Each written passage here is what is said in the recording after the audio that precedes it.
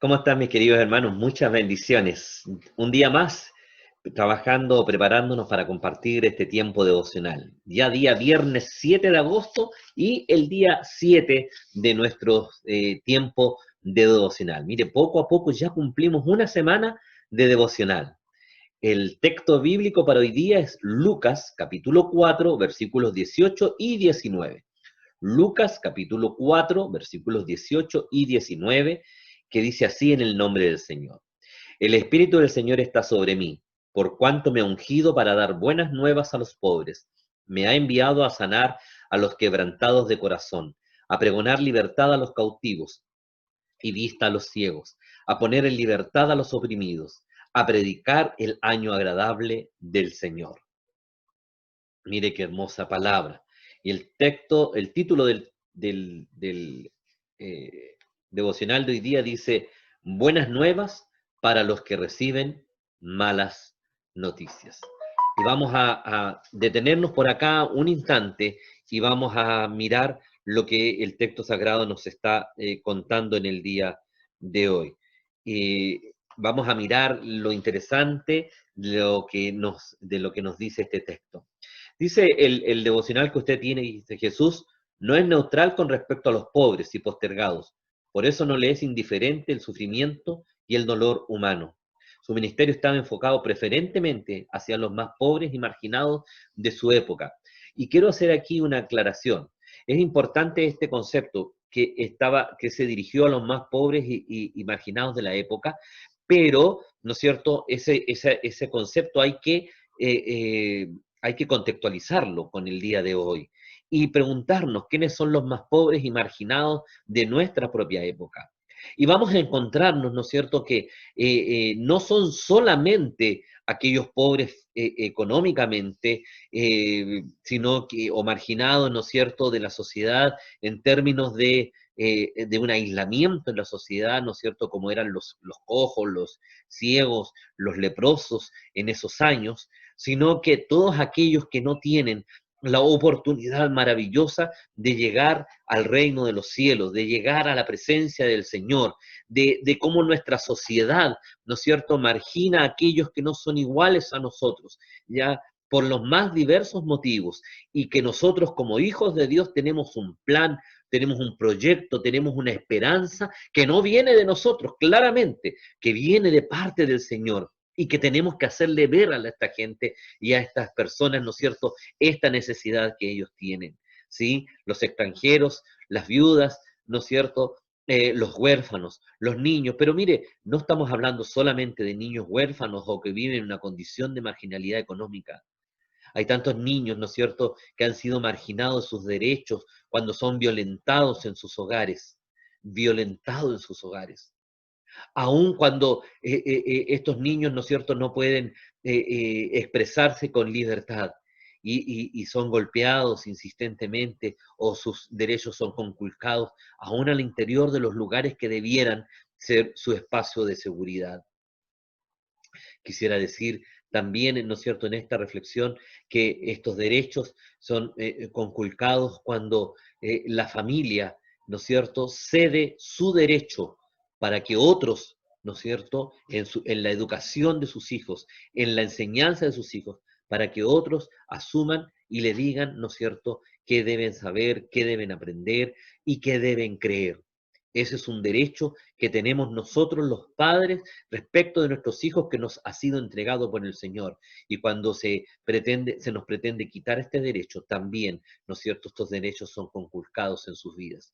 Y amado hermano, la palabra del Señor nos invita a que nosotros nos preocupemos de ellos de manera especial y de manera preferente en estos años y en este tiempo. Dice el Señor, cuando Él predica en la sinagoga en Nazaret, dice, el Señor está sobre mí, la gracia de Dios, el mensaje, el respaldo del Señor está sobre mí, por cuanto me ha ungido, ¿no es cierto?, para dar buenas nuevas a los pobres. Mire qué maravilloso, este es el mensaje de Cristo. El Señor ha sido ungido, ha sido destinado, ha sido encomendado única y exclusivamente para venir a dar buenas nuevas a los necesitados. Me ha enviado a cenar a los quebrantados de corazón, a los quebrantados de corazón, corazones destruidos por las más diversas situaciones de la vida, de sus perspectivas y esperanzas, no solamente a través de situaciones traumáticas como las drogas o el alcohol, aunque por supuesto también por eso, pero también cuando hay situaciones familiares, de relaciones, separaciones de los padres, ¿no es cierto? Las peleas, la discusión, situaciones económicas al interior del hogar, tanta situación que quebranta el ánimo y la vida de las personas. Usted sabe que ha aumentado tremendamente y exponencialmente las tasas de suicidio y de intento de suicidio, las tasas de gente con depresión, con crisis de pánico, con crisis de angustia en el servicio de salud de nuestro país. Y eso, ¿no es cierto?, es básicamente un corazón quebrantado. Y es ahí donde el Señor nos dice que Él tiene buenas nuevas, buenas noticias, y nosotros tenemos la obligación y el deber de ir a compartir estas buenas noticias para estos quebrantados de corazón. A pregonar libertad a los cautivos física y emocionalmente, a los cautivos de su trabajo, a los cautivos de sus vicios, de sus ansiedades, de sus temores, a los cautivos, ¿no es cierto?, de sus propias ambiciones, ¿sí?, de sus orgullos y egoísmos, los cautivos de todo aquello que lo aprisiona y no lo hace ser libre para optar y para decidir por Jesucristo nuestro Señor. Y dice, vista a los ciegos, a aquellos que, ¿no es cierto?, no pueden ver físicamente y su vida se hace, queda con una minusvalía respecto de los demás, pero también a los ciegos de corazón, a los ciegos que no pueden ver, que no son capaces de ver con misericordia, como hablábamos en días pasados, con misericordia, con amor, con cariño a los que están a su alrededor. Aquellos ciegos, ¿no es cierto?, que lo único que pueden ver son sus propios planes y propósitos, pero no son capaces de mirar hacia el lado la necesidad de los que están a su alrededor. Este es el año, amada iglesia y amados amigos que escuchan este video, este es el año para predicar el tiempo agradable del Señor, el tiempo de la bendición, el tiempo de la gracia, el tiempo de la esperanza, el tiempo de la misericordia de parte de nuestro Dios, el tiempo del amor que sobrepasa todo. Este es el tiempo que nosotros debemos compartir con los que están a nuestro alrededor. Que Dios nos pueda bendecir, que el Señor nos acompañe, que nos haga sensible a nuestra realidad, en la realidad que hay a nuestro alrededor. Y en esta realidad podamos tomar conciencia y dar pasos concretos que honren el nombre de nuestro Padre Celestial y que nos permitan seguir avanzando conforme a lo que Dios tiene para cada uno de nosotros.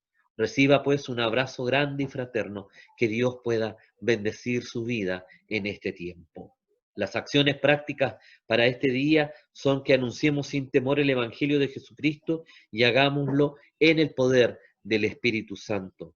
Que nos podamos comprometer junto a nuestras iglesias a ser instrumentos de reconciliación y de justicia con aquellos postergados y olvidados de nuestra sociedad, donde la iglesia tiene algo que decir.